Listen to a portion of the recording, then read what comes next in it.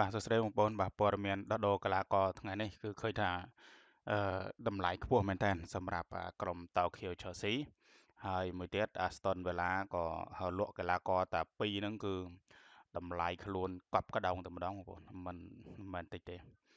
តម្លៃខ្លួនបាទលក់កីឡាករមួយថ្មីថ្មីឲ្យទៅលើក្រុម Chelsea បាទសញ្ជាតិអង់គ្លេសបាទ Roger Morgan Roger បាទអូយតម្លៃខ្លួនញាក់សាច់ហ្មងបងប្អូន117លានដុល្លារ117លានដុល្លារសម្រាប់ Morgan Roger នៅក្នុងពេលបច្ចុប្បន្ននេះគួរបញ្ជាក់ផងថា Morgan Roger នេះបាទគឺមាននៅអាយុ23ឆ្នាំបាទសញ្ជាតិអង់គ្លេសដល់កម្ពស់1.87 1.87 សម្រាប់ Broken Roger ហើយក៏ជាកីឡាករមួយដែលនៅគេហៅថាខ្សែការពារកដាលនៅខ្សែការពារកដាលខ្សែការពារកដាលឬក៏ស្អីបាទ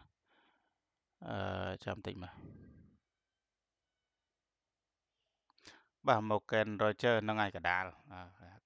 គឺតម្រងរបស់គេគឺ AM LV បាទឆ្វេងស្ដាំកដាលបាទឆ្វេងស្ដាំកដាលអញ្ចឹងគឺជាកីឡាករដែលមានគេហៅថាការលេងច្រើនអញ្ចឹងតម្លៃខ្លួនគឺស័ក្តិសមAston Villa លក់កីឡាករតែ2រូបហ្នឹងគឺតម្លៃ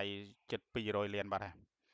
គ្រាន់តែ Morgan ហ្នឹង117លានបាត់ហើយដែល Chelsea យកទៅហ្នឹងណាហ្នឹងហើយចឹងឃើញថាក្រុមការដឹកនាំរបស់ Unai Emery នៅ Aston Villa នឹងខ្លាំងមែនបាទ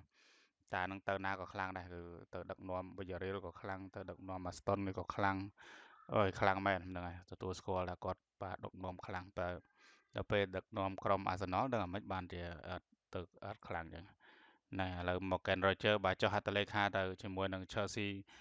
រួចរាល់ហើយតម្លៃ117លានបាទតម្លៃ117លានហើយ